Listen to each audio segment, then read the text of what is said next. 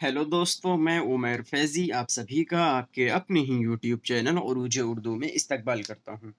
दोस्तों, आज की क्लास में हम लोग कम्युनिटी लैंग्वेज, खामोश तर्ज़ अमल, कुल जिस्मानी रद्द-ए-अमल और फ़ितरी तरीक़ा को कंप्लीट कवर करने वाले हैं और ये सब किस में आता है? ये सब तदरीस ज़बान के उसूल में आता है।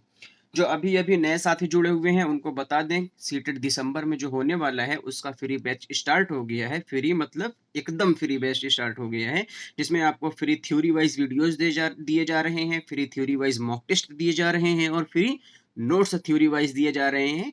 आपको मॉक टेस्ट और वीडियोज़ यूट्यूब पर ही मिल जा रही हैं, जबकि फ्री नोट्स के लिए आपको हमारे ग्रुप में जॉइन होना पड़ेगा। नीचे डिस्क्रिप्शन बॉक्स में उसका लिंक दिया गया है। आज इस बैच का जो आपके लिए बिल्कुल फ्री शुरू किया गया है, उसका 14वाँ दिन होने वाला है। इससे पहले 13 क्लासेस हो चुकी हैं। अगर आपने वो क्लासेस नहीं देखी है, तो वो ज़रूर देख लीजिएगा। चलिए आज की क्लास को शुरू करते हैं। कम्युनिटी लैंग्वेज देख लेते हैं। इसमें मुअल्लिम का रोल एक मुशीर की तरह होता है। मुशीर यानी मशवरा देने वाला, ठीक है? एक मुअल्लिम, एक टीचर क्या होता है यहाँ पर? मशवरा देने वाला होता है। किसमें? कम्युनिटी लैंग्वेज में। कम्युनिटी मतलब होता है group. A group of people is called community, ठीक है? तो एक जो कम्युनिटी होती है, ग्रुप होता है, इसमें मुअल्लिम का रोल एक मशवरा देने वाला होता है। आमोज़गार पर ज़बान सीखने की खुद मुख्तारी की ज़िम्मेदारी ज़्यादा होती है। यानी ज़बान वो अपने से सीखे। ज़बान सीखने की और खुद मुख्तारी की ज़िम्मेदारी ज़्यादा होती है। यानी वो अपने से सीखे, अपने से जाने, अपने से अपनी गलतियाँ पहचाने। ये होता है क्या? Community language learning. ज़बान अव्वल का इस्तेमाल धीरे-धीरे कम होता जाता है इसमें और आमोज़गार तय करते हैं कि उन्हें क्या सीखना है और अंदाज़ा कदर भी खुद करते हैं। ठीक है? कम्युनिटी लैंग्वेज में क्या आता है? जैसे एक एग्जांपल के साथ समझ लेते हैं। आपने शुरुआत में क्या पढ़ी है आपने? आपने हिंदी पढ़ी है ना? हिंदी एकदम शुद्ध हिंदी आप पढ़े हैं, एकदम संस्कृत वाली हिंदी आप बोल रहे हैं।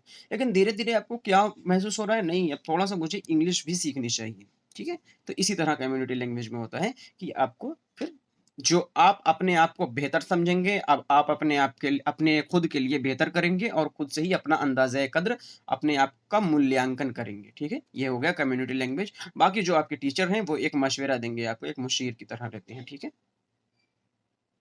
आगे बढ़ते हैं।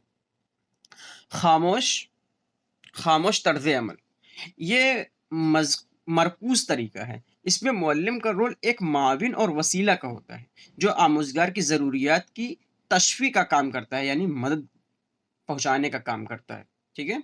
आमोज़गार की हदफ़ ज़बान यानी जो दूसरी ज़बान है, सीखने वाली ज़बान की साख्त की खोज-बीन के लिए रहनुमाई की जाती है, सही तलफ़्फ़ुज़ पर ज़ोर दिया जाता है और इसमें मुअल्लिम मुतहर्रिक लेकिन खामोश रहता है और ज़्यादातर आमोज़गारों के दरमियान बातचीत को फ़रोग़ दिया जाता है। अंदाज़े क़द्र मुसलसल मुशाहिदा की बुनियाद पर किया जाता है। गलतियों की इस्लाह आमोज़गार खुद और साथियों से मिलकर करता है, यानी उससे मदद करता है। इसमें ज़्यादा कुछ सीखने का नहीं है। आप टीचर हैं, बहुत से लोग आप टीचर होंगे, आप टीचर हैं, बच्चे यहाँ पर बैठकर पढ़ रहे हैं। आप क्या उनसे बोलते हैं कि सब लोग आप याद कर डालो, अभी सुन रहे हैं। तो आप किस चीज़ को बढ़ावा दे रहे हैं? आप खामोश तर्ज़ अमल को बढ़ावा दे रहे हैं कि आप वो खामोशी से याद कर लें, अभी आप सुन रहे हैं। बस यही है। आप खामोशी से जब याद करेंगे, उनको एक चीज़ नहीं आ रहा है, वो सोचेंगे कि अरे सर अभी बोलेंगे, तो वो क्या करेंगे एक-दूसरे से पूछेंगे कि अरे भाई मुझे ये बता दो, वो बोलेगा अरे भाई मुझे ये बता दो, है ना? तो ये आपस में पूछेंगे। ये आपस में ही खुद को जाँचते हैं कि वो उनको कितना आ रहा है और आप खामोश तर्ज़ अमल को बढ़ावा दे रहे हैं, ठीक है? समझ आ गया आपको खामोश तर्ज़ अमल क्या है? और ये क्या है? ये कम्युनिटी लैंग्वेज है, यानी आपको जब ये महसूस हो आप अपना मूल्यांकन खुद करते हैं, आप अपना अंदाज़े कद्र खुद करते हैं और आप ज़बान अव्वल का इस्तेमाल धीरे-धीरे कम कर देते हैं। ज़ाहिर-सी बात है, आप जहाँ पैदा हुए रहेंगे, वो कोई न कोई बोली रहेगी, कोई न कोई ऐसा ज़रूरी थोड़ी है कि आप जहाँ पैदा हुए हों, वहाँ पर एकदम अ, अच्छी ज़बान बोली जा रही है। नहीं, आप बोली बोल रहे हैं, लेकिन धीरे-धीरे क्या होता है, आप बोली के अल्फ़ाज़ को कम कर देते हैं, आप ज़बान पर आना शुरू कर देते हैं, है ना? बोली और ज़बान जिनको नहीं पता है, वो हमारे पहला या दूसरा वीडियो होगा, शायद तीसरा या चौथा वीडियो होगा। जो भी हो, जाकर आप देख सकते हैं, बोली और ज़बान आपको समझ में आ जाएगा, क्या चीज़ें हैं होती हैं। है ना? कम्युनिटी लैंग्वेज आपको समझ में आ गया। खामोश तर्ज़ अमल समझ में आ गया कि भई सब लोग अभी बैठकर सुनो, अभी मैं आकर त सब लोग बैठकर याद करो, अभी मैं आकर सुन रहा हूँ, ऐसा बोलकर चले जा रहे हैं आप। तो फिर क्या हो रहा है, इसमें बच्चे क्या करते हैं, बच्चे अब डर कर मारे या जिस भी तरीके से कि अभी आप गुस्से हो जाएँगे, है ना? कि आप बहुत देर से पढ़ा रहे थे। ये सब क्या है कि बच्चे आपस में ही बैठकर पढ़ लेंगे, याद कर लेंगे, किसी न कि तरह से वो कर लेंगे, खामोश मुतालिया। और एक खामोश मुतालिया वो भी होता है, जैसे आप अखबार पढ़ रहे हैं, अखबार को बहुत ध्यान से पढ़ेंगे, है ना? एक खामोश मुतालिया वो होता है, खामोश मुतालिया वो भी होता है ना? दोनों में कन्फ्यूज़ मत होइएगा। तो यही चीज़ है। खामोश तर्ज़ अमल क्या है? ये आपके सिर्फ़ सिद्धांत यूँ कह लीजिए, आपको उसूल बताया जा रहा है कि इस तरीके से आप पढ़ा सकते हैं, ठीक है? तो आप अगर किसी को खामोश मुतालिया करने को बोल रहे हैं कि हाँ, शांति से बैठकर याद करो, अभी सुन रहे हैं, तो इसका मतलब आप खामोश तर्ज़ अमल को बढ़ावा दे रहे हैं, ठीक है? इस तरीके से भी आप कर सकते हैं कि बच्चा अपने से कम कुछ सीखे तो, ज़रूर हरदम आप पढ़ाएँगे, इस तरीके से आप इसका इस्तेमाल कर सकते हैं। उसके बाद क्या है? उसके बाद तीसरे नंबर पर मजमूई तबीबी रद्द-ए-अमल, ठीक है? मजमूई तबीबी रद्द-ए-अमल। इसमें क्या होता है? की इस तरीके की खोज माहिर नफ्सियात जेम्स एशर ने की। किसने की? जेम्स एशर ने की। इनके मुताबिक क्या होता है? बेहतर आमोदिश के लिए तलबा जिस्मानी और ज़हनी तौर पर शामिल होना बेहद ज़रूरी है। यानी हर तरह से बच्चा जिस्मानी तरीके से भी सीखे। इस तरीके के लिए पहले मुअल्लिम हदफ ज़बान का नमूना पेश करे, यानी मॉडल पेश करे कि किस तरीके से हमको पढ़ना है, क्या है, करके तफ़हीम पैदा करे, ठीक है? समझ पैदा करे। मॉडल यानी जैसे आप देखते हैं आजकल क्लासेस में क्या चल रहा है ना, आजकल प्ले चल रहा है, प्ले। नर्सरी से पहले प्ले कर दे रहे हैं, है ना? प्ले कर दे रहे हैं। अब नर्सरी जैसे पहले हम लोग क्या पढ़ते थे? पहले हम लोग इत्फाल में पढ़ते थे, अव्वल में पढ़ते थे, दोम, शोम ऐसे चल के पहला, दूसरा, तीसरा ऐसे शुरू हो जाता था, है ना? कुछ जगह इत्फाल को आधा भी बोलते हैं, यानी आधे में पढ़ते थे। लेकिन अब क्या, फिर टाइम बदला, फिर क्या आ गया? एल नर्सरी आ गया, है ना? एलकेजी आ गया, यूकेजी आ गया। ये आ गया, है ना? ये हमने देखा। फिर अब एक चीज़ और आ गया है, प्ले। पहले बच्चे को प्ले में रखा जाएगा, यानी खेल में है वो। तो उसको क्या करते हैं ना, खेल के ज़रिए ही हर चीज़ सिखाया जाता है, उसको पढ़ाया नहीं जाएगा। तो यहाँ पर वही बात की जा रही है कि आप पहले जो आप सिखाने वाले हैं ना, उसको हदफ ज़बान के अपने नमूना पेश कीजिए, कुछ आप एक्टिंग करके बता दीजिए। मुअल्लिम की बातों और हिदायत का जवाब तलबा पहले गैर लफ़्ज़ी तरीके से, यानी वो लफ़्ज़ के तरीके से नहीं सीखेंगे। अगर बाय चांस आप कुछ एक्टिंग करके बता रहे हैं, है ना? जैसे रोना का रो कर आप बता रहे हैं, ऐसे आप अपना हाथ को आँख पर ऐसे लगा ले रहे हैं और आँख आँख को मसल रहे हैं, है ना? ऐसे मसल रहे हैं आप, ऐसे ऐसे मसल रहे हैं। बच्चा क्या समझेगा? बच्चा सर रो रहे हैं, है ना? फिर उसको क्या करना है? फिर उसको अल्फ़ाज़ पे लेकर आना है कि अरे! ये जो रोना होता है ना, ये क्राई होता है, यानी रोना, क्राई मीन्स होता है रोना। इस तरीके से आप पढ़ाएँगे। तो ये क्या है?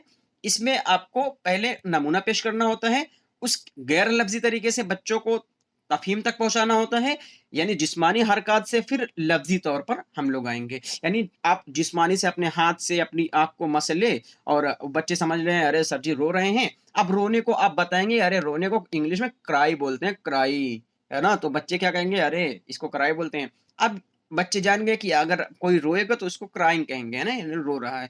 तो फिर क्या है, ये मुअल्लिम की बातों और हिदायत का जवाब तलबा पहले गैर लफ़्ज़ी तौर पर और जिस्मानी हरकत से समझेंगे, फिर लफ्ज़ी तौर पर यानी ज़बान के ज़रिए सीखेंगे, ठीक है?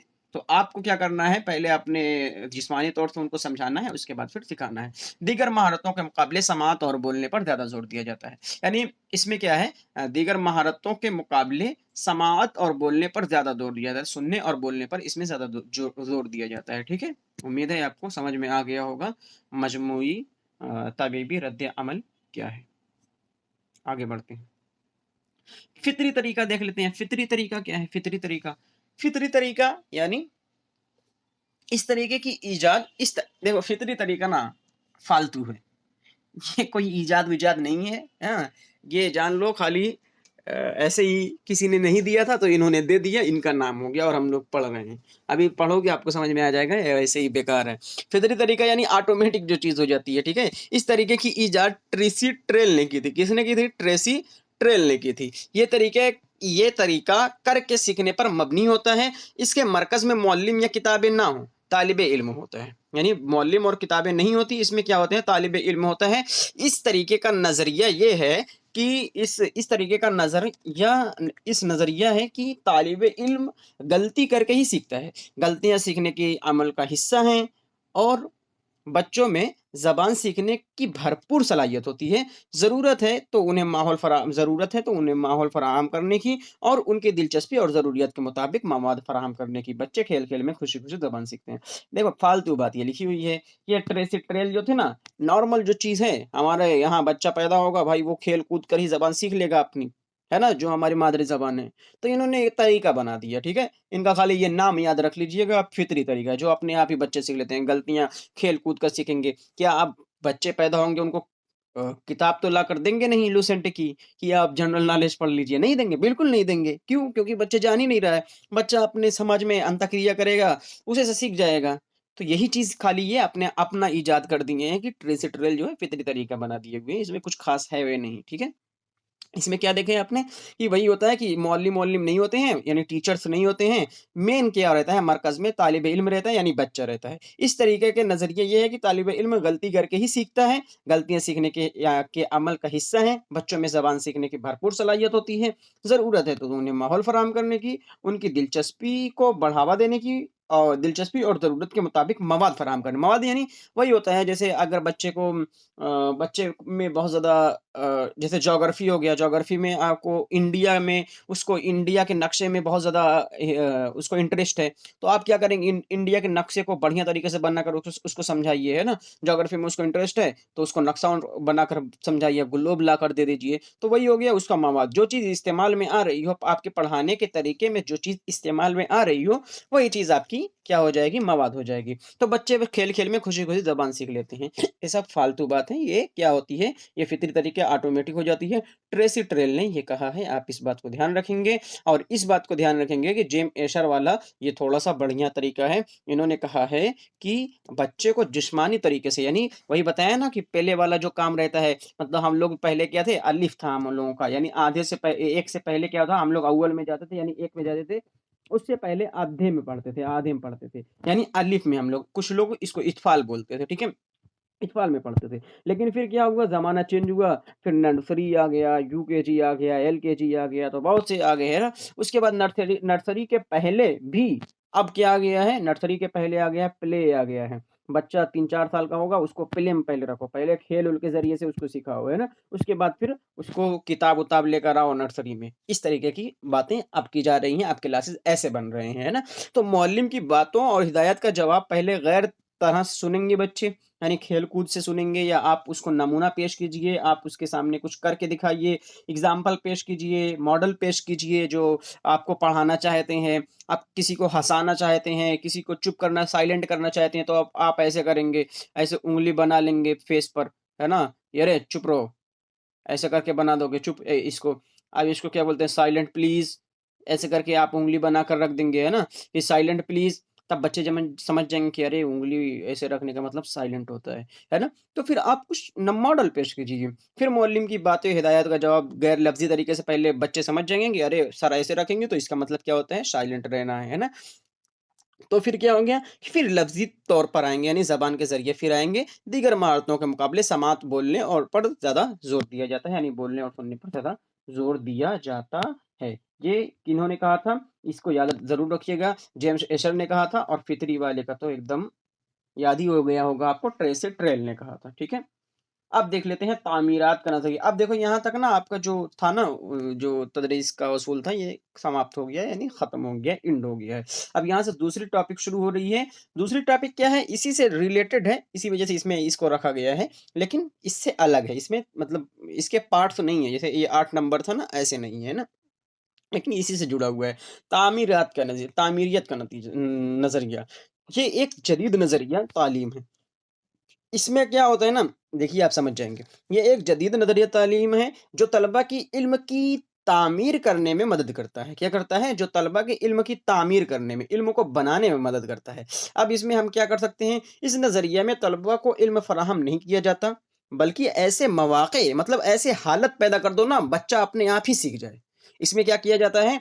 भई ऐसी हालात पैदा करो कि बच्चे अपने आप ही सीख जाएँ, आपको सिखाने की ज़रूरत ही ना पड़े, ठीक है? इसमें यही रहता है तामीरियत का नज़रिया में यही है कि कुछ ना कुछ ऐसा करो बच्चों के सामने, बच्चों को अपनी उँगली पर इस तरीके से नचा दो कि बच्चे अपने आप ही जो आप सिखाना चाहते हैं, उस तरीके से सीख जाएँ। वैसे ये वर्ड गलत है नचाना, है ना? लेकिन इस तरीके से बताया जा रहा है कि आप ऐसी हालत ही पैदा कर दो, है ना? कि बच्चे अपने आप ही वो सब सीख जाएँ। तो फिर वैसे वो वाला वर्ड गलत है, उसको ध्यान मत दीजिएगा। जिनमें तलबा खुद तजर्बा की बुनियाद पर इल्म की तश्कील करते हैं, ठीक है? अब इसमें क्या है कि बच्चे को इस तरीके से आपको बनाना है, इस तरीके से अपने वहाँ एनवायरनमेंट पैदा कर देना है कि ऐसे मौके और हालात फ़राहम किए जाएँ जिनमें तलबा खुद तजर्बा की बुनियाद पर इल्म की तश्कील करते हैं, यानी खुद तजर्बा करेंगे और इल्म की तश्कील करेंगे। अब इसमें क्या है, तश्कील इल्म पर बनी मंसूबे सबक के दर्ज झेल 5 इक़दामात हैं, जिनसे मुअल्लिम तलबा के इल्म की तश्कील में मदद कर सकता है। यानी कुछ तरीके ऐसे दिए गए हैं जिसमें हम बच्चों के ऊपर प्रेशर डाल सकते हैं कि भाई तुम अपने आप ही सीख जाओ। जैसे बच्चों को बहुत मसरूफ़ रखें, क्लास में आएँ, हम ये ना कहें कि हम जैसे आज आपकी टॉपिक बहुत कम हो गई, जैसे आपने आधा लेसन कल पढ़ा दिया था, आधा सबक आपका आज बचा हुआ है, तो आप आधा वाला थोड़ा-सा था, कल वाला बहुत ज़्यादा था, तो कल वाला आप पढ़ा दिए, पूरे बिल में 30 मिनट की बिल थी, 30 मिनट में आप पढ़ा दिए, आज वाला 10 मिनट में ही खत्म हो गया। तो अब आप क्या करेंगे, आप बोलेंगे बच्चे बैठे रहो और हम भी बैठे रहेंगे। ऐसा नहीं करना है। तब बच्चे खुद से नहीं सीखेंगे ना। बच्चे कब सीखेंगे? जब आप उसको मसरूफ़ रखेंगे, ठीक है? मसरूफ़ रखिए। कुछ भी हो जाए, बच्चों से बोल दीजिए कि आज ये वाला अच्छा चलो बताओ, आज जल्दी चैप्टर खत्म हो गया, किसने क्या समझा अपनी ज़बान में बताओ। तो ये क्या करेंगे ना, बच्चे जो सीखे हुए हैं, आप इससे बच्चों को की अंदाज़ाए कद्र भी कर सकते हैं, अंदाज़ा भी लगा सकते हैं उसने क्या सीखा है ना? फिर इस अकॉर्डिंग से सीखेंगे। बच्चे को हर हाल में मसरूफ़ रखना है, जाँच करना है, छानबीन करना है, मुफ़स्सल करना है और फिर क्या है, वज़ाहत करना है।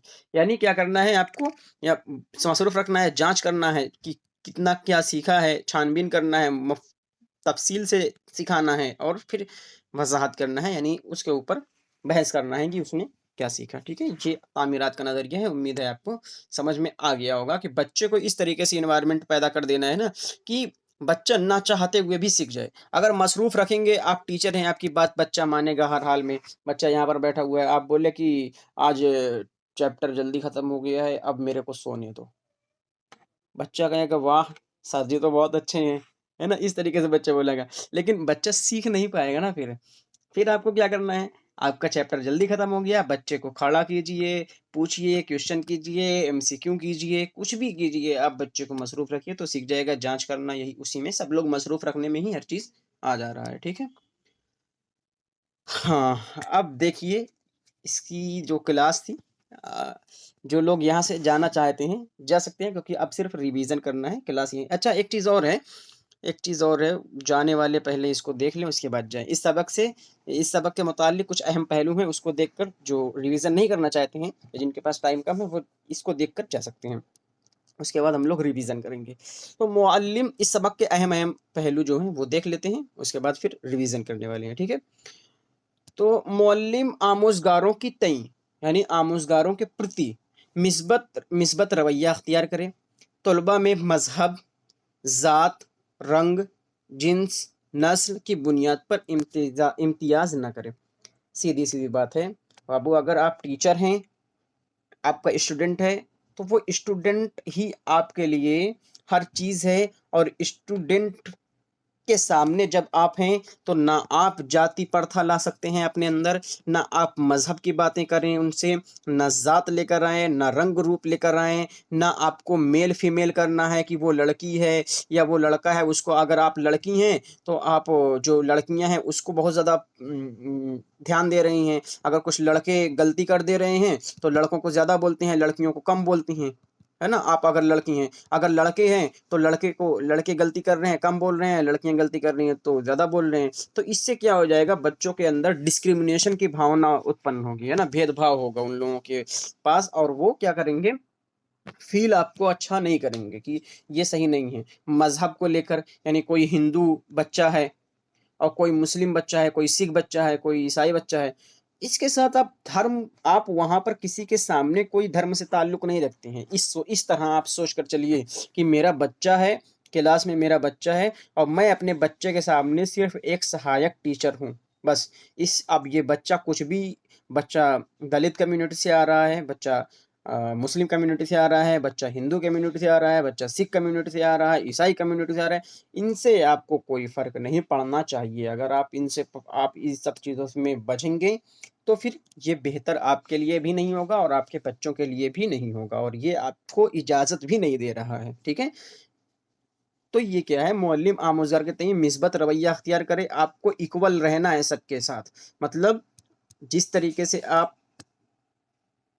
एक हिंदू बच्चे के साथ रह रहे हैं, उसी तरीके से आप मुस्लिम बच्चे के साथ रहिए, उसी तरीके से आप दलित बच्चों के साथ रहिए, वैसी तरीके से आप ईसाई बच्चों के साथ रहिए, उसी तरीके से आप गोरे बच्चों के साथ रहिए, उसी तरीके से आप काले बच्चों के साथ रहिए, उसी तरीके से आप लड़कियों के साथ रहिए, उसी तरीके से आप लड़कों के साथ रहिए। ये नहीं कि लड़की अगर हम लड़की हैं, तो लड़कियों को ज़्यादा पक्ष लें, हम लड़के हैं, तो लड़कों को ज़्यादा पक्ष लें। ये सब कुछ नहीं करना है, आपको इक्वल रहना है, किसी के सामने न्यूट्रल रहना है, ठीक है?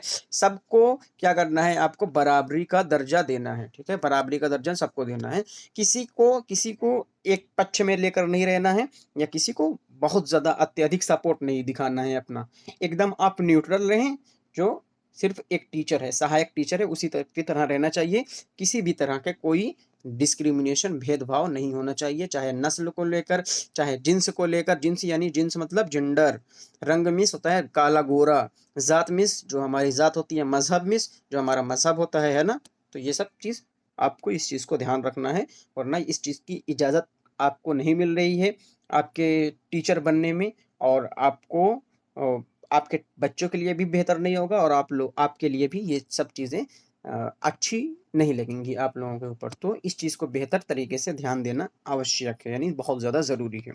इससे बच्चे आमोज़िशी अमल में खुलकर, अब आप इस सब चीज़ों को अच्छी तरीके से ध्यान देंगे तब क्या होगा, तब बच्चे आमोज़िशी यानी सीखने के अमल में खुलकर खुद एतमादी हिस्सा लेंगे। यानी बच्चे क्या करेंगे, बच्चे करेंगे कहेंगे कि अरे, जैसे एक बच्चा आप जब कुछ बोले तो बच्चे ये जान रहे हैं कि सर किसी का पक्ष नहीं लेने वाले। जो सर कहेंगे वो एकदम सही बात कहेंगे। अगर मेरी गलती रहेगी तो सर मुझे बोलेंगे, उसकी गलती रहेगी तो उसको बोलेंगे। इससे क्या हो गया, बच्चे एकदम खुलकर आपके सामने रहेंगे। बच्चे किसी चीज़ के डर में नहीं रहेंगे। वो जिस तरीके से सीखना चाहते हैं वो आपसे बोलेंगे कि सर मैं इस तरीके से सीखना चाहता हूँ, क्या मुझे आप इस तरीके से सिखा सकते हैं? या जो भी उनके मन में रहेगा वो आमोदिश के लिए, सीखने के लिए खुलकर सामने आएँगे और आप उनकी स्किल्स का यानी उसके हुनर का इस्तेमाल कर सकते हैं उनको सिखाने के लिए, ठीक है? अगर कोई बच्चा खामोश बैठा हुआ है, उसको बहुत ज़्यादा कंप्यूटर में दिलचस्पी है और कंप्यूटर के हिसाब से उसको पढ़ा सकते हैं, आप कंप्यूटर की एग्ज़ाम्पल लाकर उसको पढ़ा सकते हैं, उसको अच्छी तरीके से समझ में आ जाएगा। कोई बच्चा छोटा है, उसको खेल-कूद में इंटरेस्ट है, तो आप खेल के एग्ज़ाम्पल को ला सकते हैं, उसको समझ में आ जाएगा। ये सब जब आप जानेंगे ना कि बच्चा किस तरीके से सोचता है, बच्चा किस तरीके से सीखना चाहता है, तो फिर ये आपको क्या करना पड़ेगा, बच्चों के सामने किसी भी तरह का भेदभाव नहीं करना पड़ेगा, तभी आपसे बच्चे खुलकर आएँगे और खुलकर ही हर चीज़ में आपकी पढ़ाई में वो हिस्सा लेंगे। उम्मीद है आपको ये समझ में आ गया होगा, ठीक है? मवादे मज़मून यानी जो आपका मवादे मज़मून है, दिलचस्प और चैलेंज से पर होना चाहिए, चैलेंज पर होना चाहिए, ऐसे नहीं रहेगा, चैलेंज पर होना चाहिए। और तलबा में इज्तिमाई आमोदिश और ताउन का फ़रोग देना, यानी प्रोजेक्ट मेथड जो बताया गया था आपको कि बच्चों में ये बताइए कि आप एक साथ काम करेंगे तो आप ज़्यादा अच्छे तरीके से सीखेंगे, ठीक है? ये ताउन फ़रोग देना, इज्तिमाई आमोदिश और ताउन का फ़रोग देने वाला होना चाहिए। मौल्लिम को जमात में मौजूद कसीर लिसानियत को रुकावट के बजाय असासा के तौर पर इस्तेमाल करना चाहिए। ये चीज़ आप ध्यान दे लीजिए, क्योंकि इसमें बहुत ज़्यादा दिक्कतें होती हैं टीचर्स बनने के बाद कि मल्टीलिंगुअल है, यानी एक लड़का हिंदी बोल रहा है, एक लड़का हिंदी बोल रहा है, एक लड़का उर्दू बोल रहा है, एक लड़का इंग्लिश बोल रहा है, आप मैथ पढ़ा रहे हैं, है ना? तो अब क्या हो रहा है कि इसमें आपको ये नहीं समझना कि चाहिए कि इंग्लिश वाला क्या करेगा, इंग्लिश वाला मुझे परेशान करेगा, हिंदी वाला मुझे परेशान करेगा, हिंदी में तो खैर मैं पढ़ा रहा हूँ, उर्दू वाला मुझे परेशान करेगा। इस तरीके से नहीं सोचना चाहिए, बल्कि हर चीज़ को स्वीकार कर लेना चाहिए, एक्सेप्ट करना आपको है, आप टीचर हैं, आपको हर जो बच्चा अपने वहाँ से लेकर आ रहा है, अपनी मादरी ज़बान लेकर आए, सबको एक से चाहे 1000 लैंग्वेज आप क्लास में बोली जाए, फिर भी आपको एक्सेप्ट करना है, ये जान लीजिए, ठीक है? और इसको असासा के तौर पर यानी एक ऐसी तरह से इस्तेमाल करना चाहिए कि ये मेरे लिए बहुत अच्छी चीज़ है और इसको अप अपने टीचिंग में इस्तेमाल करें कि बच्चा अगर आ रहा है, तो हिंदी बोल रहा है, तो हिंदी में उसको एग्ज़ाम्पल देकर समझाइए, उर्दू बोल रहा है, उर्दू में एग्ज़ाम्पल, इंग्लिश बोल रहा है, इंग्लिश में एग्ज़ाम्पल, सिंधी बोल रहा है, सिंधी में एग्ज़ाम्पल। यानी सिंधी मतलब पंजाबी बोल रहा है, तो पंजाबी में एग्ज़ाम्पल, ठीक है? इसके बाद देख लें, मौलिम को अंदाज़े कद्र तदरीस आमोश आमोदिश का ही एक हिस्सा होना चाहिए। अंदाज़ा कद्र, यानी जो अंदाज़ा कद्र होना चाहिए आपका, तदरीस आमोदिश का एक हिस्सा होना चाहिए। अंदाज़ा कद्र तदरीस आमोदिश का, यानी आप जब मूल्यांकन कर रहे हैं तो ये तदरीस आमोदिश का ही एक हिस्सा होना चाहिए। आपने पढ़ाया, आप मूल्यांकन कर रहे हैं, जैसे आपने क्या पढ़ाया, आपने उर्दू पढ़ा दिया, उर्दू पढ़ा दिया, ठीक है।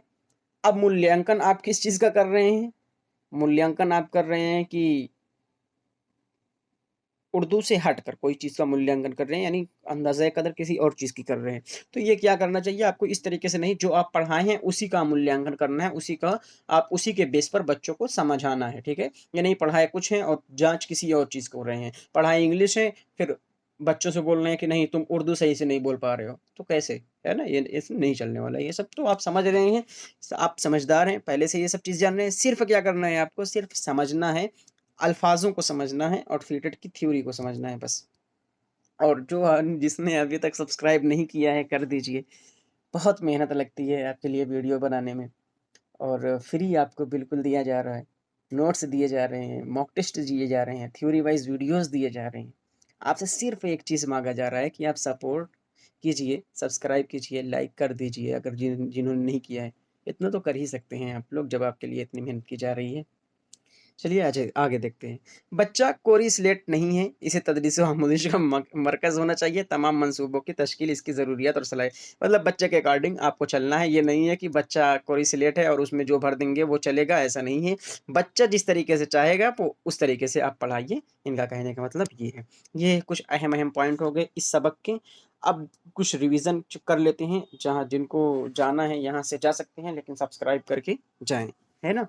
अब जो रुकने वाले हैं रुक जाइए, आपके लिए बेहतर ही होगा अगर आप रुकेंगे, 5-6 मिनट और लगेगा, पूरा हो जाएगा, रिवीजन हो जाएगा। कल से मॉक टेस्ट लगेगा तो रिवीजन बेहतर होगा आपके लिए।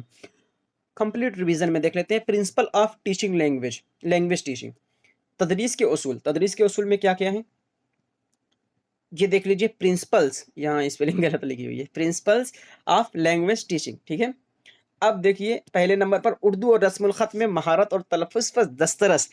क्या आपको बताया गया था? रस्मुल खत यानी लिपि उनकी अच्छी होनी चाहिए और महारत होनी चाहिए तलफ़्फ़ुज़ पर, यानी अच्छे अल्फाज की अदायगी वो करें, अच्छे लबो लहजा की अदायगी आप करें, तभी आपके बच्चे करेंगे, वरना कहाँ से करेंगे? अगर आप आड़ा टेढ़ा ऐसे ऐसे लिख दे रहे हैं, बच्चे भी ऐसे ही से लिखेंगे, है ना? लिखेंगे कि नहीं? बिल्कुल लिखेंगे। क्यों लिखेंगे? क्योंकि आप टीचर ही वैसे हैं। आपको क्या करना है, आप खुद अपने अंदर इस तरीके की सलाहियत पैदा कीजिए कि आपके रस्मुल ख़त अच्छे हो, आपके तलफ़्फ़ुज़ अच्छे हों, तभी बच्चे देख कर सीखेंगे, क्योंकि आप उनके लिए एक हीरो की तरह रहते हैं। जो छोटे बच्चे रहेंगे ना, वो आपको अपने पिता से भी बहुत बड़ा मानते हैं, है ना? कि अपने एरिया में सबसे अच्छे मेरे टीचर ही हैं, इस तरीके से मानते हैं। आपको फ़ॉलो करते हैं बच्चे। अगर आप नहीं सही रहेंगे, खुद ही आप तलफ़्फ़ुज़ की अदायगी सही नहीं कर रहे हैं, तो बच्चे 100% श्योर हैं कि वो नहीं करेंगे, ये जान लीजिए आप, ठीक है? तो आपको भी सही तलफ़्फ़ुज़ की अदायगी करनी है। इसमें यही था कि आपको सही तलफ़्फ़ुज़ की अदायगी और रस्मुल ख़त में बेहतर महारत आपको हासिल करनी है। उसके बाद क्या है? इसके बाद ये है, तो महरक़ात का सही इस्तेमाल, ठहराव, जो जहाँ पर ठहराव है, जहाँ पर तशदीद हो रही है, जहाँ पर पेश हो रहा है, जहाँ पर जज़म हो रही है, सब का सब आपको महरक़ात का सही, जितने भी हरकत हैं, सब का सही इस्तेमाल आप जानें, तभी आपके बच्चे जानेंगे, ठीक है? ये आपके लिए है सब चीज़ें।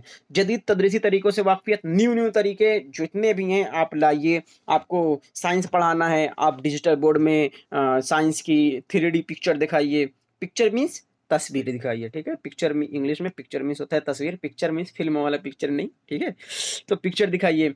उसके बाद क्या होता है कि अगर कुछ सुनने वाली चीज़ें, बच्चों को रेडियो लाकर सुना दीजिए, आप किसी भी तरह से बच्चों को सुना दीजिए, कंप्यूटर लगाकर सुना दीजिए, कंप्यूटर पढ़ा रहे हैं, लैपटॉप लेकर आइए, उनको समझा दीजिए विंडोज़ क्या होते हैं, या एमएस वर्ड क्या होता है, इन सब चीज़ों का। तो फिर ये क्या है, नए-नए तरह-तरह से तरीके से आपको पढ़ाना है, ये आपके अंदर खूबियाँ होनी चाहिए। समई बसरी आलात का इस्तेमाल, समई मीन्स होता है सुनना, बसरी मीन्स होता है हाँ, बसरी मीन्स होता है देखना, और आलात मीन्स जिसको मवाद बोलते हैं। तो समई मीन्स होता है सुनना, यानी रेडियो, है ना? रेडियो आप लेकर आ सकते हैं, बच्चे के लिए टेप लेकर आ सकते हैं, है ना?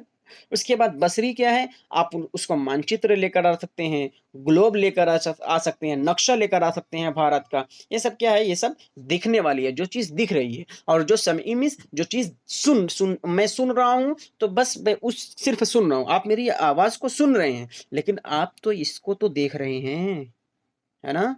तो ये क्या है, आप देख भी रहे हैं, यानी बसरी भी हो गया और सुन भी रहे हैं, समई भी हो गया। तो ये जो मोबाइल है, ये दोनों जगह काम आ रहा है, समई भी काम आ रहा है और बसरी भी काम आ रहा है। तो ऐसी चीज़ों को क्या बोलते हैं, हम समई बसरी आलात दोनों बोलते हैं। और सिर्फ समई आलात क्या है, रेडियो हो गया। सिर्फ बसरी आलात क्या है, मानचित्र हो गया, नक्शा हो गया, है ना? तो ये सब क्या है, बसरी आलात में। समई आलात रेडियो हो गया, टेप हो गया, ये सब खाली हम लोग सुन रहे हैं, है ना, देख नहीं रहे हैं। अगर यही वीडियो को, हमारी इस वीडियो को आप ऑडियो में करके सुन रहे हैं, तो फिर क्या हो गया, वो आपके लिए समई आलात हो गया। अगर सिर्फ देख रहे हैं, आवाज़ म्यूट कर दिए हैं या ईयरफोन नहीं लगाए हैं, आवाज़ एकदम ज़ीरो पर है, तो वो बसरी आलात हो गया। लेकिन अगर आवाज़ भी सुन रहे हैं और देख भी रहे हैं, क्या हो जाएगा, वो समई बसरी आलात, यानी समई सुन भी रहे हैं, देख भी रहे हैं, तो दोनों आलात हो जाएगा। तो इसमें वही आ गया। समझ आ गया आपको? कसीर लिसानियत को कबूल करना, अब ये देख लेते हैं धीरे से। कसीर लिसानियत मल्टीलिंगुअल, आपको इससे पहले भी बताया गया था, बच्चे 1000 लैंग्वेज लेकर आए, 1000 ज़बान को लेकर आए आपके क्लास में, सबको एक्सेप्ट करना है, किसी को भगाना नहीं है, किसी को मुर्गा-वुर्गा नहीं बनाना है, सबको एक्सेप्ट करना है, ठीक है? इन्फरादियत और इज्तिमाइयत का नतीजा, जो कुछ हर बच्चा अपने आप में अनोखा होता है। और इज्तिमाइयत क्या है कि प्रोजेक्ट मेथड करके सीखने पर ग्रुप बनाकर कुछ चीज़ें बोल दें या स्पीकिंग करवा दें, कि तब ताकि बच्चे करके सीख लेंगे बेहतर तरीके से। मश्क के तरीके, बच्चे कोई गलती करते हैं, बार बार उसको रिपीट करवाइए। मश्क मिस होता है दोहराना। अगर कोई लिखने में गलती कर रहा है, उसको बार बार वही लिखवाइए। कोई बोलने में गलती कर रहा है, तो बार बार उसी को बोल दीजिए। 10 बार इसको बोलकर सुना दें, वो अगली बार क्या करेगा, वो उसको सही कर लेगा। तो मश्क का तरीका हो गया। सरगर्मियों का असूल, नए नए तरीकों का ईजाद करना चाहिए। हर चीज़ों को अपने लाइफ से जोड़कर पढ़ाना चाहिए। इस तरीके से ना हो कि बच्चे को लगे मैं जो पढ़ रहा हूँ वो मेरे घर पर कुछ काम नहीं आ रहा है। नहीं, घर के कामों को जोड़ कर पढ़ाइए, घर को जोड़ कर पढ़ाइए। ये हो गया, क्या हो गया, समई बसरी हालात हो गए। ओ, सरगर्मियों को असूल हो गए। तदरीसी असूलों की पाबंदी, जो अभी हम यहाँ पर पढ़ कर आए हैं ना, कहाँ पर पढ़ कर आए, अच्छा इसको पढ़े थे। अच्छा ये देखो, यही है, आसान से मुश्किल की तरफ, ये सब क्या है, यही हमारे तदरीसी उसूल हैं। और यहाँ स्वाद से रहेगा उसूल, इस चीज़ को ध्यान दीजिएगा आप, स्वाद से रहेगा। तो फिर क्या है, इस चीज़ को, इस पर आपको फॉलो करना है, इस चीज़ को आपको फॉलो करना है, ठीक है। अब क्या है, 10वीं गलतियाँ आमोदिश का हिस्सा है। 10वां यानी गलतियाँ आमोदिश का हिस्सा है। बच्चा कुछ गलती कर रहा है, तो भाई गलती सीखने वाली है। अब अच्छा ये बताइए कि अभी अभी ये क्या पढ़ कर आए हैं, गलतियाँ आमोदिश का हिस्सा है, ये कहाँ था, ये ट्रेसी ट्रेल ने कहा है ना। ऐसे जोड़ कर पढ़िए, तब आपको मज़ा भी आएगा पढ़ने में, है ना। तो ये फितरी तरीके में भी आ गया, और यहाँ पर है उसूल, तदरीस के उसूल में भी आ गया। और ये तदरीस के उसूल क्या है, प्रिंसिपल ऑफ लैंग्वेज टीचिंग है। इस चीज़ को ध्यान दीजिएगा। गलतियाँ आमोदिश का हिस्सा हैं। बच्चे लड़ाई करें, वो लड़ाई, सॉरी, आप बच्चे कोई चीज़ बोलने में गलती कर रहे हैं, कोई काम करने में गलती कर रहे हैं, फिर क्या हो जाएगा, आप उसको बोलना नहीं, आपको उनको बोलना नहीं है, मुर्गा उर्गा नहीं बना देना है, बाहर वार नहीं खड़ा कर देना है क्लास से, बल्कि ये कहना है कि ठीक है, अगली बार से बेहतर करके आना। तो फिर क्या है, गलतियां आमोदिश का हिस्सा हैं, इसको आपको एक्सेप्ट करना ही पड़ेगा। उसके बाद देख लेते हैं। उसके बाद क्या है, आसान से मुश्किल की तरफ। आप देखो, मैगजिम्स ऑफ टीचिंग यानी सूत्र, ये देखो सूत्र है, सूत्र, तदरीस के शिक्षण सूत्र इसको बोलते हैं, हिंदी में शिक्षण सूत्र, शिक्षण सूत्र इसको बोलते हैं। तो आप क्या कर सकते हैं कि ये शिक्षण सूत्र है, इसको भी तदरीस के उसूल बोलेंगे, इसको भी तदरीस के उसूल बोलेंगे, इसके बाद जो रहेगा उसको भी तदरीस के उसूल बोलेंगे। क्योंकि उसूल उसूल मैगजिम्स के लिए, सूत्र के लिए उसूल इस्तेमाल होता है, और सिद्धांत के लिए भी उसूल इस्तेमाल होता है, और मेथड के लिए भी उसूल इस्तेमाल होता है, और कहीं कहीं तरीका आपको देखने को मिलेगा। तो इस चीज़ को आप ध्यान दीजिए कि हर जगह उर्दू में एक ही वर्ड उसूल इस्तेमाल होता है ज़्यादातर, ठीक है। आसान से मुश्किल की तरफ क्या है, कोई चीज़, आसान चीज़ को पहले बताना, उसके बाद मुश्किल की तरफ उसको लेकर जाना बच्चे को, जब आप पढ़ा रहे हैं। मालूम से नामालूम की तरफ, यानी कुछ आप जान रहे हैं, चलिए कुछ आप जान रहे हैं, मालूम बच्चा जान रहा है, कि आप जान रहे हैं कि बच्चा ये बात तो जान रहा है ना। जैसे आप किसी पार्क के बारे में बताना शुरू कर दीजिए, तो पहले बच्चा, अगर ना, बच्चे को कुछ पता नहीं है पार्क क्या, मतलब बच्चे को पता है, लेकिन आप किस पार्क की बारे में बात कर रहे हैं, बच्चे को ये पता नहीं है। तो आप ना अपने स्कूल से उसको जोड़ सकते हैं। कैसे जोड़ सकते हैं, देख लेते हैं एक बार। जैसे ये हो गया आपका पार्क, हो गया, ये हो गया आपका पार्क, ठीक है। और ये हो गया आपका स्कूल का मैदान, प्लेग्राउंड, छोटा कर दे रहे हैं इसको। ठीक है, ये हो गया आपका प्लेग्राउंड। अब क्या कहेंगे बच्चे? तो बोलेंगे आज हम लोग पार्क के बारे में पढ़ने वाले हैं। बच्चे बोलेंगे सर ये पार्क क्या होता है? तो आप बोलेंगे पार्क नहीं पता आपको? ये आपका स्कूल है ना, इसमें देखो नल लगा हुआ है यहाँ पर, है ना? यहाँ पर देखो प्लेग्राउंड है, यहाँ पर सब तुम लोग खेलने जाते हो। यहाँ पर देखो पेड़ लगा हुआ है, यहाँ पर आम वाला पेड़ लगा हुआ है ना? तो ये सब क्या है? ये आपका पार्क ही की तरह है। पार्क में भी ऐसा ही होता है, वहां पर नल लगा रहता है, वहां पर भी पेड़ लगे रहते हैं, वहां पर भी लोग खेलने कभी कभी जाते हैं, है ना? तो फिर क्या हो गया? इस तरीके से आपका आपके स्कूल के गार्डन, आपके स्कूल के मैदान की तरह भी पार्क होता है। लेकिन कुछ कुछ चीजें स्पेशल होती हैं पार्क में। बच्चे पूछेंगे अरे सर क्या स्पेशल होती हैं? आप क्या कहेंगे? आप बोलेंगे कि अरे वहां पर झरना भी होता है, वहां पर क्यारियां भी लगी रहती हैं, वहां पर हो सकता है नाव हो सकता है कुछ पहाड़ वहाड़ की डिजाइन बनी हो, कुछ स्पेशल चीजें बनी हो। इस तरीके से आप बता सकते हैं बच्चों को कि आपके स्कूल से जोड़कर, क्योंकि स्कूल को आप पता है, बच्चे को मालूम है स्कूल के बारे में। ना मालूम की तरह आप लेकर आ जाएंगे, ना मालूम क्या है पार्क, उसको नहीं मालूम था तो आप वहां पर लेकर आ गए। यही हो गया मालूम से नामालूम की तरफ। उम्मीद है आपको समझ में आ गया होगा। अगर समझ में आ रहा है तो लाइक शेयर सब्सक्राइब कर दीजिए अगर नहीं किए हैं आप लोग। मकरून से मुजरिद की तरफ। ठीक है, मकरून मीन्स होता है कंक्रीट, और मुजर्रद है, ये मुजरिद नहीं है, मुजर्रद की तरफ यानी एब्स्ट्रैक्ट। कोई चीज आपके पास ना, आपके पास कोई चीज है, इसे है का मतलब आपके पास कोई चीज दिख रही है जिसको आप छू सकते हैं, महसूस कर सकते हैं, बच्चे छू सकते हैं, महसूस कर सकते हैं, ये मकरून है। मुजर्रद क्या है? मुजर्रद जो चीज आपके दिमाग में है ना, जिसको बच्चे छू नहीं सकते, महसूस नहीं कर सकते। तो फिर आप क्या कर रहे हैं? पहले बच्चों को जैसे किसी किसी किताब के बारे में बता रहे हैं आप, है ना, किसी किताब के बारे में, तो आप बोलिए, बताइए बच्चों से, पहले आप बताइए कि किताब आपको पता है कैसे बनती है? तो बच्चे बोलेंगे कि अरे नहीं सर कैसे बनती है? अब बताइए कि पेड़ होता है, पेड़ से उसकी लकड़ियां निकाली जाती हैं, फिर पेज बनाए जाते हैं। आर्ट तो हर तरह से आर्टिफिशियल भी बनाए जा सकते हैं, लेकिन इस तरीके से आप बता सकते हैं जो चीज उनको उसको उसके सामने है, जिसको वो देख सकता है, जिसको वो फील कर सकता है, उसको दिखाने के बाद आप अपनी दिमाग की तरफ लेकर जाइए कि दिमाग में क्या चल रहा है, या उसके सामने जो चीजें नहीं है उसके बारे में मुझे कैसे बताना है, ये आप बाद में कर सकते हैं। पहले उसको ऐसी चीज बताना है आपको जो वो देख रहा हो, जो वो महसूस कर रहा हो, वही है मकरून से मुजरिद की तरफ। ये आपके हो गए सूत्र हो रहे हैं, इस पर आपको चलना ही चलना है। अब देख लेते हैं अगला क्या है। कुल से जुज की तरफ, यानी मुकम्मल से अज्जा भी होते हैं, इसको कहीं कहीं आप देखेंगे मुकम्मल से अज्जा की तरफ। मुकम्मल मीन्स होता है जैसे आप ना मैथ समझ लीजिए पढ़ा रहे हैं, तो मैथ को पहले मुकम्मल है, अब इसको थोड़ा थोड़ा तोड़ तोड़ तोड़ तोड़ तोड़ तोड़ ऐसे पढ़ाएंगे, है ना, इस तरीके से आप पढ़ाएंगे तो यही हो गया कुल, कुल से जुज की तरफ। या फिर आप ऐसे कर सकते हैं ना कि जैसे आप किसी कोई कहानी बता रहे हैं, कहानी बता रहे हैं, एक बड़ी कहानी है, अब इसको ना जुज की कुल से यानी पूरी कहानी को एक बार में ऐसे बता दिया कि अरे एक राजा था, वो जंग कर रहा था, हार गया, ये सब चीजें बता सकते हैं आप। उसके बाद क्या कर सकते हैं? फिर एक एक लाइन की एक्सप्लेनेशन दीजिए, एक लाइन की, हाँ एक राजा था जो दिल्ली का रहने वाला था, ऐसे करके आप एक एक लाइन को फिर बता सकते हैं। ठीक है, ये हो गया कुल से जुज की तरफ। तज्जिया से तरकीब की जनक तरफ। तज्जिया यही जुज होता है, कुल से जुज की तरफ ही तज्जिया है। और तरकीब में क्या होता है? जैसे एक एक लाइन है, एक एक लाइन को पढ़ाने के बाद अगर आप कहानी बता रहे हैं तो क्या हो गया? तरतीब हो गया। यानी जो इधर देखे थे हम मैथ पढ़ा रहे हैं, फिर छोटा छोटा करेंगे तो ये कुल से जुज की तरफ हो जाएगा। और जब इसी को तज्जिया भी बोलते हैं, कुल से तज्जिया की तरफ, कुल से जुज की तरफ को तज्जिया भी बोलते हैं। और तरकीब क्या हो जाएगा? यही छोटे छोटे को जब हम फिर से जोड़ देंगे तो फिर क्या हो जाएगा? तरकीब हो जाएगा। जैसे हम पूरी कहानी बता रहे थे, कहानी बता रहे हैं ऐसे बच्चों से, कहानी पहले ना बताएं, पहले क्या करें? एक एक लाइन की एक्सप्लेनेशन दे दीजिए, एक्सप्लेनेशन एक एक लाइन को पढ़ा दे रहे हैं। उसके बाद बच्चों को अगर समझ में नहीं आया है तो आप सोचिए कि अरे ठीक है बच्चों, चलिए इसकी कहानी एक बार, इस चैप्टर को ना हम लोग कहानी वाइज समझ लेते हैं, तो बच्चे को हो सकता है समझ में आ जाए। यानी ये सूत्र है, आपको कभी कभी ये भी यूज करना पड़ सकता है, आपको कभी कभी ये भी यूज करना पड़ सकता है, ये भी यूज करना पड़ सकता है। तो आप इस चीज को ज्यादा ध्यान दे दीजिए कि अगर बच्चे, आप पहले कहानी समझ कर एक्सप्लेनेशन समझ रहे हैं, यानी एक्सप्लेनेशन मतलब समझाना, तफहीम तक पहुँचाना है उनको, ठीक है?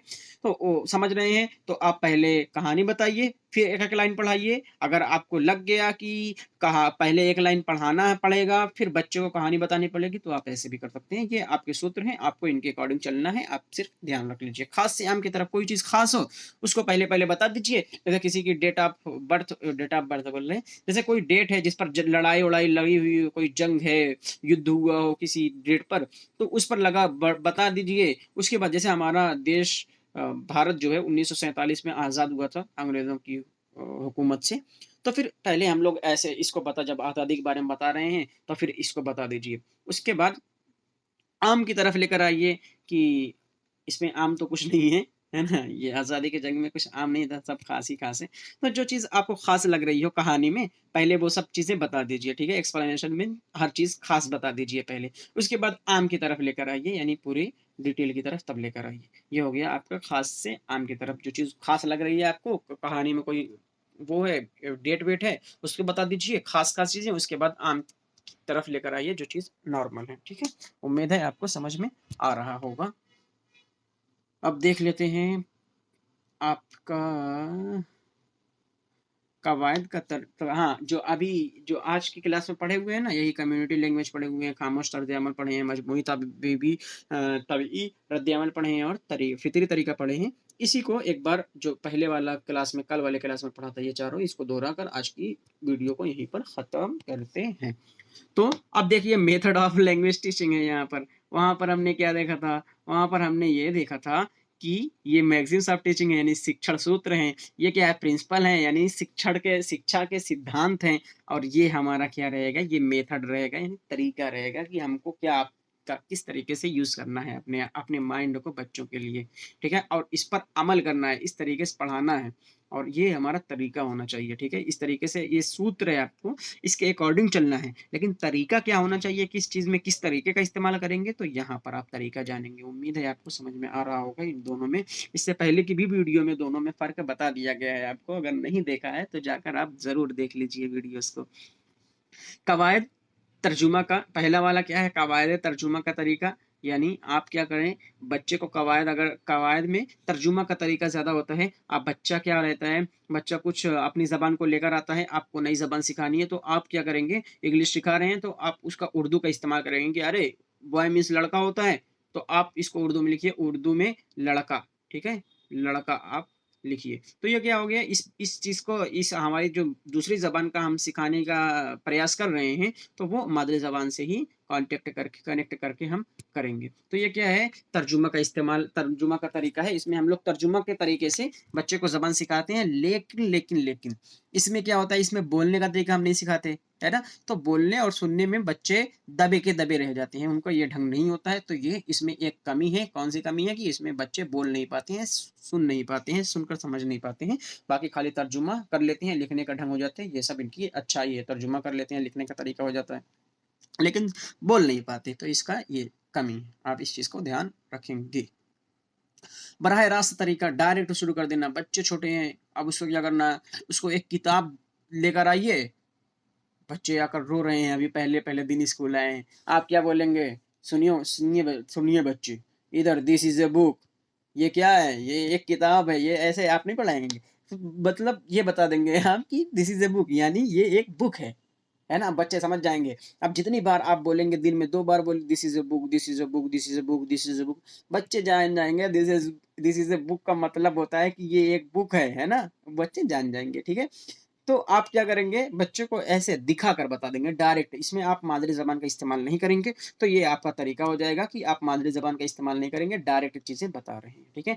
समई लिसानी तरीका ये थोड़ा-सा बेहतर माना जाता है, इसमें सुनना, बोलना, पढ़ना, लिखना हर चीज़ को फ़रोग मिलता है, यानी हर चीज़ में बच्चा महारत हासिल करता है। इसमें क्या है, समई मतलब ज़ोर-ज़ोर से आप किसी चीज़ को मुतालिया करेंगे, यानी किसी चीज़ को पढ़ेंगे, जैसे कुछ पढ़ाना है, आप इसको तेज़-तेज़ से बच्चे को पढ़ रहे हैं, बच्चे उसको सुन भी रहे हैं, समझ भी रहे हैं, फिर आप कह दीजिए कि इसको आप याद करके लेकर आइएगा, लिख कर लेकर आइएगा, आपका टेस्ट रहेगा, सुना जाएगा आपसे। तो बच्चे फिर जो आप पढ़ाए रहेंगे उसको सुने भी हैं, लिखेंगे भी, फिर आप जब आकर सुनेंगे स्कूल में तो वो सुनाएँगे भी। इससे क्या हो जाएगा, चारों तरह के यानी सुनना, बोलना, लिखना, पढ़ना सब तरह के समई लिसानियत में आ जा रहे हैं। ठीक है?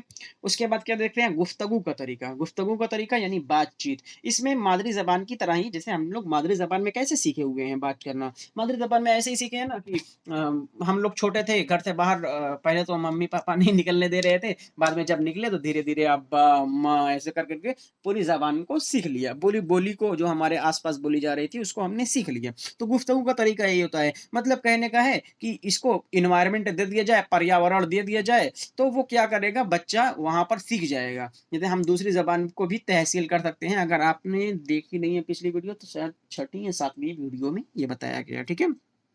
तो दूसरी ज़बान की भी तहसील हो सकती है। जैसे हम चाइना में हैं, अब यहाँ पर गए, अब यहाँ से हम लोग डायरेक्ट गए, ऐसे उड़ कर गए चाइना। चाइना में क्या हुआ? चाइना में कोई हिंदी बोल ही नहीं रहा, कोई उर्दू बोल ही नहीं रहा। अब आपको क्या करना पड़ेगा? आपको चाइनीज़ सीखनी पड़ेगी। आप कुछ दिन वहाँ पर 2-3 महीने रह लीजिए ना, आपको समझ में आ जाएगा खाने को क्या बोलते हैं और पहनने को क्या बोलते हैं, कपड़े को क्या बोलते हैं, पानी को क्या बोलते हैं। ये नॉर्मल जो आपकी ज़िंदगी में जो अल्फ़ाज़ का इस्तेमाल होगा ना वहाँ पर, आप देख कर ही जान जाएँ। क्यों? क्योंकि वहाँ कोई बोल ही नहीं रहा आपको हिंदी, कोई उर्दू बोल ही नहीं रहा। आप जान ही रहे हैं कि अगर मुझे यहाँ पर रहना है तो मुझे इनकी ज़बान को सीखना ही पड़ेगा। तो फिर आप देख-देख कर ही अपने आप में ही जो वो बोलते हैं नॉम चॉम्स्की बोलते हैं ना, एलएडी लैंग्वेज एक्विजिशन डिवाइस होता है, वो आपका हरदम एक्टिव रहता है। वो आप एक्टिव कर लेंगे और चाइनीज़ ज़बान को सीख जाएँगे। ठीक है? तो ये क्या हो गया? ये आपका हो गया कि आप गुफ्तगू का तरीका है, इसमें आप बातचीत करेंगे, अपने आप ही ज़बान को सीख जाएँगे। ठीक है? इसमें यही बताया गया है। अब कम्युनिटी लैंग्वेज में ही है कि बच्चे को क्या करना है, आपको बच्चे को कम्युनिटी में रखना है और आप उसके लिए एक मुशीर की तरह, एक मददगार की तरह हैं और बच्चे अपने आप ही कम्युनिटी के अकॉर्डिंग वो सीखेंगे, वो अपने अंदाज़े कद्र खुद करेंगे, जो अभी अभी शुरू में पढ़ कर आए हैं कि बच्चे अपना मूल्यांकन खुद करेंगे इसमें और वो खुद सीखेंगे उनको क्या पढ़ना है, ठीक है? खामोश तर्ज अमल, बच्चे पढ़ो अभी हम सुन रहे हैं, बच्चे धीरे-धीरे अपना याद करेंगे, ये खामोश तर्ज अमल है जो अभी-अभी पढ़ा कर आपको आए हुए हैं। मजमूई तबीबी रद्द-ए-अमल, मजमूई तबीबी रद्द-ए-अमल अभी-अभी पढ़ा कर आगे आया गया है आपको कि मजमूई ही होता है। जेम्स एशर ने कहा है कि आप एक्टिंग कीजिए, है ना? जेम्स एशर ने कहा है कि आप मतलब एक्टिंग कीजिए, ऐसा न बात नहीं है, ये एग्ज़ाम्पल के लिए सिर्फ़ यूज़ किया जा रहा है। इसका मतलब तो आप समझ ही रहे हैं, इस तरीके के पहले हदफ ज़बान का नमूना पेश करना है कि जो ज़बान सिखा रहे हैं, आप उसी को मॉडल कुछ पेश कर दीजिए, चाहे दिखा दीजिए, चाहे सुना दीजिए, चाहे कर दीजिए, ऐसे कुछ बताइए, उसके बाद समझाइए, उसके बाद फिर लफ्ज़ की तरफ लेकर आइए। ये आपको समझा दिया गया है मजमूई। उसके बाद फितरी वाला है, ट्रेसी वाला, ट्रेसी ट्रेल वाला, ये तो ज़बरदस्ती खाली ला दिया गया है ना? ये अपने आप ही ऑटोमेटिक जो हम लोग सीख जाते हैं, वही चीज़ इसमें है ना? और इसके बाद ये जो बताया गया है आपका तदरीस ज़बान के उसूल, उर्दू रस्मुल ख़त में महारत हासिल होनी चाहिए, महरक़ात का सही इस्तेमाल होना चाहिए, जदीद देसी तरीके से वाक़फ़ियत होनी चाहिए, समई बसरी आला सामी में सुतह सुनना, इस चीज़ को ज़्यादा ध्यान दे दीजिएगा क्योंकि बहुत बार बच्चे बहुत ज़्यादा कन्फ्यूज़ हो जाते हैं इसमें। समई मीन्स होता है देखना लगा कर चले जाते हैं, बसरी मीन्स होता है सुनना, है ना? ऐसा हो जाता है क्योंकि क्वेश्चन में जब वहाँ पर बैठे रहेंगे, 150 क्वेश्चन 150 मिनट में रहेगा, टाइम भागता जाएगा, आपको खुद ही नहीं समझ में आएगा। तो वहाँ पर इन सब चीज़ों को रटना यानी दिमाग में रटना आपको, ज़बान से रटना नहीं, दिमाग में बार-बार बैठा लीजिए कि एक बार देखें आपको समझ में आ जाए, ठीक है? कसीरी लिसानियत को कबूल करना, ज़ाहिर-सी बात है मल्टीलिंगुअल चाहे हज़ार ये जान लीजिए 1-2 भाषा नहीं, हज़ार भाषा लेकर आए, हज़ार बोली को बच्चे आपकी क्लास में लेकर आएँ, सबको एक्सेप्ट करना है, किसी को मुर्गा-वुर्गा नहीं बनाना है, किसी को भगाना-वगाना नहीं है क्लास से, सबको एक्सेप्ट करना है आपको, ये याद रखिएगा। इनफ़रादियत और इज्तिमाइयत मुनफ़रिद जो से बना हुआ इनफ़रादियत यानी सब बच्चे अपने आप में अनोखे रहते हैं, सबका ध्यान रखना। आप ध्यान नहीं रख सकते, तो इज्तिमाइयत का तरीका भी आपको दिया गया है कि आप उसको ग्रुप में रख कर पढ़ा सकते हैं, ग्रुप में एक्टिविटी करा सकते हैं, कुछ मशक का तरीका अगर बच्चा बोल नहीं पा रहा है, कुछ प्रॉब्लम हो रही है कि या फिर जो भी उसकी गलती हुई है, उसको मश्क करा सकते हैं, सरगर्मियों का तरीका, ज़बान को जोड़कर पढ़ाइए, उनकी फैमिली से जोड़कर पढ़ाइए, उनके परिवार से जोड़कर पढ़ाइए, उनके समाज से जोड़कर पढ़ाइए, उनकी समाजी ज़िंदगी से जोड़कर पढ़ाइए ताकि बच्चे आपके अंदर और इंटरेस्टेड हों कि टीचर बहुत अच्छा पढ़ा रहे हैं, जो हम देख रहे हैं वही हम पढ़ रहे हैं स्कूल में आकर, है ना? ऐसे त करके। तदरीसी उसूलों की पाबंदी जो अभी हम यहाँ पर पढ़कर आए हुए हैं, उन उसूलों की पाबंदी आपका होना ही चाहिए और फिर गलतियाँ आमोदिश का हिस्सा हैं, ये तो आप जानिए। अच्छा, हाँ, ये समझ रहे थे हम पढ़ा रहे हैं। चलो ख़ैर, तो ये क्या करना है आपको डिस्क्रिमिनेशन बिल्कुल यहाँ पर नहीं करना है और क्या है इज्तिमाई आमोदिश ताउन का फ़रोग़ देना है, यानी इज्तिमाई आमोदिश, ग्रुप लर्निंग और चैलेंजेस भरा होना चाहिए आपकी चैलेंजेस पर होना चाहिए आपके मवाद मज़मून और दिलचस्प भी होना चाहिए और कसीर लिसानियात को रुकावट नहीं समझना है बल्कि एक असासा की तरह इस्तेमाल करना है। उसके बाद क्या है, अंदाज़ा क़द्र आमोज़िश का ही हिस्सा होना चाहिए, बिल्कुल। और फिर क्या देखे थे हमने? और फिर देखे हैं कि बच्चा कोरिलेट नहीं है, इसकी तदरीस आमोज़िश के मरकज़ होना चाहिए। तमाम मंसूबों, तश्कील, इनकी ज़रूरत की सलाहियत बच्चों के अकॉर्डिंग आपको पढ़ाना है, जैसे बच्चे चाहेंगे वैसे आपसे पढ़ेंगे, ठीक है? हाँ, तो कैसी लगी आपको वीडियो? ज़रूर बताइएगा। एक शिकायत रहती है आपसे कि आप लोग सब्सक्राइब नहीं कर रहे हैं, बहुत मेहनत की जा रही है आपसे। कर दीजिए ना, क्या प्रॉब्लम हो रही है? तो उर्दू पेडागॉजी की मुकम्मल तैयारी करने के लिए हमें सब्सक्राइब करें और सीटेट की फ्री नोट्स के लिए डिस्क्रिप्शन बॉक्स में दी गई लिंक पर यानी व्हाट्सएप ग्रुप पर जा सकते हैं। वहाँ से आप ले सकते हैं कंप्लीट हर तरह की हर सीटेट सीटेट नहीं हर जितना बैच चल रहा है सबकी फ्री नोट्स वहीं पर दी जा रही है। आप एक बार ज्वाइन होकर हर चीज़ की पीडीएफ ऐसे ही ले सकते हैं फ्री में। ज्वाइन होने का भी पैसा नहीं लिया जा रहा। अब तो कर दीजिए सब्सक्राइब। उसके बाद क्या है, जानकारी के लिए आप इस नंबर पर कॉल कर सकते हैं एनी टाइम, है ना? आप इस पर कॉन्टैक्ट कर सकते हैं। अगर ग्रुप में आपको ज्वाइन नहीं हो पा रहे हैं आप, तो फिर आपको क्या करना है ना, अगर आप सही तरीके से ग्रुप में ज्वाइन नहीं हो पा रहे हैं, कभी-कभी लिंक काम नहीं कर रहा है, तो आप इस नंबर पर मैसेज कर दीजिए, आपको ज्वाइन कर दिया जाएगा। तो फिर कैसी लगी वीडियो ज़रूर बताइएगा, शेयर कर दीजिए उन लोगों तक जिनका सीटेट नहीं निकल रहा है या फिर थ्योरी वाइज़ वीडियोज़ उनको पेड क्लासेस में मिल रही हैं, यहाँ पर फ्री दिया जा रहा है, तो उन लोगों तक को ज़रूर शेयर कीजिएगा इस क्लास को। फिर मिलते हैं अगली वीडियो में, तब तक शाद रहिए, आबाद रहिए, खुश रहिए, ज़िंदाबाद रहिए। खुदा हाफ़िज़।